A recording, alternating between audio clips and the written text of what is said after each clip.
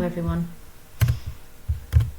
If you start a new job, do you expect to be given the tools to do it properly?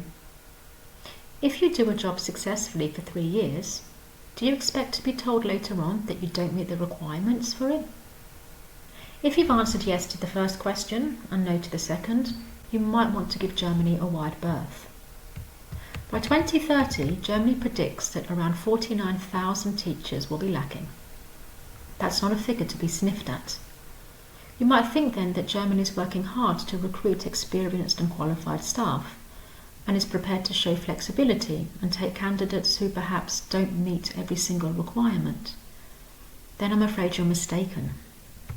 First things first, this video is about being a regular school teacher in a private secondary school or at a vocational college. In the second video, I'm talking about working as a freelance teacher in schools. In 2018, I applied for a salaried part-time teaching post as an English A-level teacher at a vocational college in Cologne. One good thing about Germany is that vocational education is pretty well established and highly regarded. I was invited for an interview. It seemed to go well, but unfortunately they gave the job to someone else. Scheisse happens, as I say. Fast forward 6 weeks later to when I'm standing in the supermarket queue, actually being cut in front of, when my phone rings. It's the director of the school. She wants to know if I'm still available and interested as their chosen candidate has left. I tell her I'm still available, and in November 2018 I start working there. I wasn't given a curriculum or documents of any kind upon arrival, because you see everything was on the school server at www.doitallyourself, all one word bold font, .de. I just needed to log in, search through the dozens of PDFs and Excel files, read them, understand them, implement them, and Bastian's your uncle. Repeat this process for setting and writing exams. Of course, as I'd never written an A-level final exam, I asked the director if I could see past papers. It's kind of standard procedure. But not at this school. I wasn't allowed due to data protection. Germans are so serious about privacy, they'll make you sign 10 pages of paperwork just to say that they can't tell you anything. Yet doctors' receptionists will expect you to spell out your medical history within earshot of other patients. Anyway, I had no support or assistance from the school in preparing exams, and all the teachers were scared because the bureaucrats who worked for the district government of Cologne had to read and evaluate them, and they'd reprimand you for putting a tick instead of a cross in the right box. So what did I do? Well, I reached out to a lovely former student of mine who had since completed his teacher training in Germany and decided not to become a teacher, to see if he could offer any advice. And it was him who got me through it and saved my neck, just in the nick of time. The exams passed without a hiccup. It was up to me to mark and to grade them. They were neither sent off to be marked externally, nor were they secondary marked by another member of staff. This is something that varies from state to state. So in Bavaria, exams have to be marked by the primary examiner in red with all the comments in the margin. And the secondary examiner marks in a green pen and puts all the comments in the margin. Bear in mind that no two German schools will do things identically, which is perhaps one of the reasons why a trained teacher from Hamburg can't go and teach in the state of Hessen, for example. It's actually the same horror story at universities, but I'll save that for another video. At my vocational college, only if your pupil failed would another teacher in the same subject be required to mark it. It wasn't just the total lack of support, teamwork and assistance that got me down. It was the petty reprimands and vicious backstabbing. I'll start with the telling off. Unlike in schools in the UK where I've worked, teachers in Germany are expected to check the notice board or their emails at the start of every day to see if they've been rostered to stand in for a colleague who's called in sick.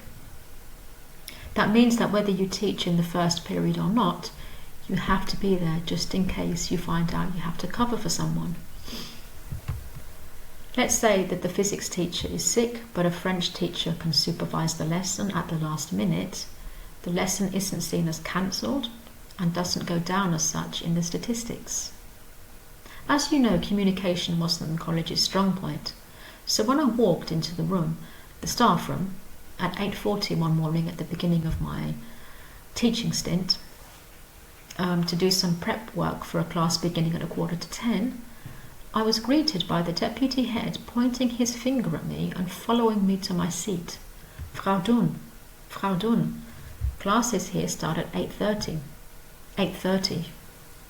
That was how I found out about this procedure. And here's a word of warning for any wannabe teachers in Germany. Avoid being in the staff room alone. For this is when whoever has a grudge against you for an unknown reason will unleash their anger and shout and perhaps belittle you. In the private school, it was once again the deputy head who threw papers at me as I was putting on my coat to leave and screamed, "You need to fill in your oral participation grades. Now! You can't just leave." It was the first I'd heard of it. You must understand that in schools there's either no communication or bad communication. Back at the vocational college, I was screamed at by the only other English teacher for looking at books on the bookshelf. "Don't touch those books, they're mine." When you're unprepared for this, you kind of just freeze and don't really know how to respond. But I had my eye on her ever since. Now, I don't want to go into too much detail here. All the gory details you can find in my book.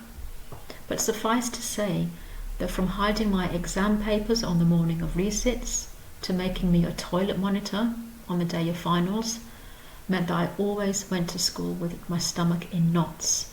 And that's no way to live, especially for a part-time position of 12 hours a week. Though this was a permanent post, I chose to resign in the summer of 2021.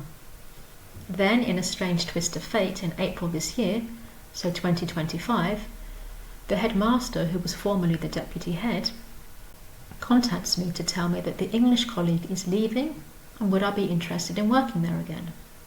Part-time, but hey, at least I wouldn't have the headache of my health insurance and pension. I arrived in his office and he was genuinely happy to see me again. And he told me things I just wish I knew when I'd been working there, like that broadly speaking my pupils were happy with me and that he felt that I was a competent and valued member of staff. So far so good, until he looks over at me and says, "So your bachelor's degree is in English, right?" No, I said. I studied French and German, as it says on my CV. Ach was? But a degree in English is a prerequisite for working here. He went on to say, before then asking me, "So how did the former director, you remember the one, Miss Data Protection, how did she hire you if she knew that you hadn't studied English?" "Beats me," I said, totally pissed off in German. "Well, I'm sorry, Frau Dunn, but I can't hire you." I mean, how complicated do you really have to make things? In Germany, one door closes and another one slams in your face.